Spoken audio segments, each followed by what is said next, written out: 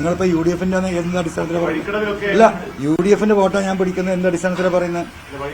എന്ത് അടിസ്ഥാനത്തിലാണ് പറയുന്നത്?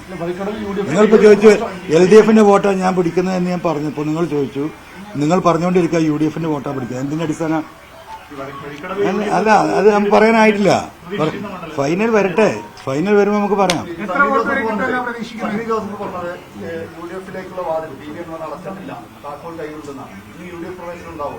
അല്ല, അതൊക്കെ നമുക്ക് ആലോചിക്കാം. അതൊന്നും ഇപ്പൊ പറയേണ്ട നേരമല്ലല്ലോ. അൻവർ എഫക്ട് അതൊന്നും എനിക്കറിയില്ല. ജനങ്ങളുടെ ഇത് ജനകീയസം, പിണറായിസവും ജനകീയസവും തമ്മിലെ പോരാട്ടം. ഞാൻ റെപ്രസെന്റ് ചെയ്ത് ജനകീയസത്തെയാണ്.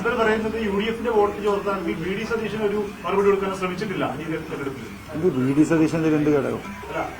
ഞാനെന്താ പറഞ്ഞത്? ഒരു കുടിയേറ്റ കർഷകൻ UDF സ്ഥാനാർത്ഥിയായി വരികയാണെങ്കിൽ 30,000-ൽ കുറയാത്ത വോട്ടിന് അവിടെ ജയിപ്പിച്ചു കൊടുക്കാം. പിണറായിസത്തിന്റെ അവസാനത്തെ ആണിയടിക്കും.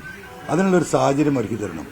ജനങ്ങളുടെ മുന്നിലും നിങ്ങളുടെ മുന്നിലും 30,000 എന്ന് പറയുമ്പോൾ ഉത്തരവാദിത്തപ്പെട്ട UDF ലീഡർഷിപ്പിന്റെ മുമ്പിൽ ഞാൻ പറഞ്ഞത് 40,000 മിനിമം ഭൂരിപക്ഷം ഞാൻ ഉണ്ടായിത്തരാം. നിങ്ങൾ ആരും അങ്ങോട്ട് വരണ്ട.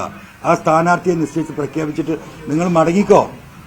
ഞാൻ ഏറ്റു നിലമ്പൂരിലെ UDF പ്രവർത്തകരെയും ജനങ്ങളെയും കൂട്ടിയിട്ട്. ഇപ്പൊ എന്താ സ്ഥിതി? ഞാൻ രാജിവെച്ചെന്തിനാ? ഈ പിണറായിസത്തിനെതിരെ മൂന്നാമതും പിണറായി വരുന്നെന്ന നരേഷനാണ് ഇവിടെ സൃഷ്ടിക്കാൻ ശ്രമിച്ചുകൊണ്ടിരിക്കുന്നത്. അതല്ല ഇവിടുത്തെ വസ്തുത എന്ന് തെളിയിക്കാൻ കൂടിയല്ലേ രാജിവെച്ചത്. അത് മുഖവിലേക്ക് എടുക്കേണ്ടവർ മുഖവിലേക്ക് എടുത്തില്ല. അതുകൊണ്ടല്ലേ ഇപ്പൊ ഈ വരുന്നത്. നിങ്ങൾ ഫൈനൽ റൗണ്ട് നോക്കിക്കോ. ഫൈനൽ റൗണ്ട് UDF കിട്ടുന്ന വോട്ടും PV അൻവറിന് കിട്ടുന്ന വോട്ടുമാണ് ഇവിടുത്തെ ആന്റി പിണറായി വോട്ട്. ആ വോട്ട് രണ്ടും നോക്കുമ്പോൾ നിങ്ങൾക്ക് മനസ്സിലാക്കാം.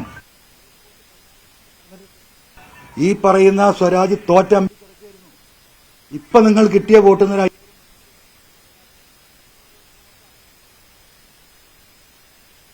അത് ജയിച്ചോട്ടെന്ന്. അല്ല, കണ്ണു തുറക്കണ്ട, കണ്ണടച്ചോട്ടെ. എനിക്കെന്താ കുഴപ്പം? കണ്ണടച്ചോട്ടെ.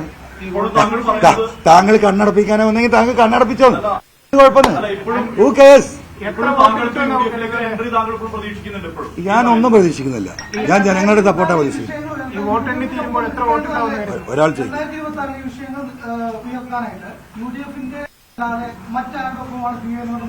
ജനങ്ങളൊപ്പം നോക്കും.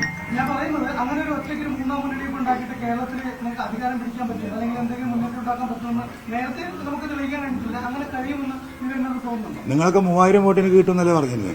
ഇപ്പൊ 40% ഇപ്പൊ 10,000 വോട്ട് കിട്ടിയില്ലേ? അങ്ങനെ കിട്ടിയത് അത് തന്നെയാണ് കേരളം. നിങ്ങൾ വിചാരിക്കുന്ന കേരളം മാറിക്കഴിഞ്ഞു. കേരളത്തിൽ ഒരു തലമുറ മാറി ചിന്തിക്കുന്നുണ്ട്. അത് മനസ്സിലാക്കാതെ കാണാതെ പോയാൽ കാണാതെ പോകുന്നവൻ കുഴി പോയി ചാടും. അത്രേ പറയാനുള്ളൂ.